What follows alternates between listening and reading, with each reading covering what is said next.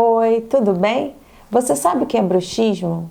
Você sabe que o bruxismo infantil é hoje uma das patologias mais crescentes? E o que é bruxismo? Na verdade, é uma atividade repetitiva dos músculos mastigatórios não controlada. Durante o dia, a gente chama de apertamento. E ao dormir, a gente chama de bruxismo do sono. E a criança faz um barulho insuportável que a mãe se preocupa e parece que os dentes vão se quebrar. O bruxismo tem uma etiologia, tem uma causa multifatorial.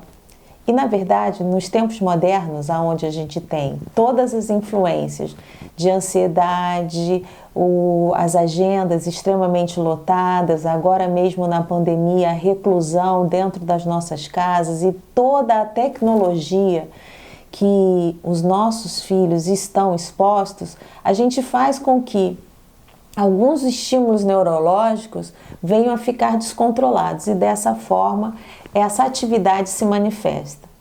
Na criança, temos poucas possibilidades de tratamento, porque a criança, como está em desenvolvimento, precisa de um acompanhamento contínuo. Daí, a visita ao odontopediatra e sabermos atrelar a utilização de medicações complementares, como, por exemplo, homeopatia, florais e até mesmo acupuntura, por que não?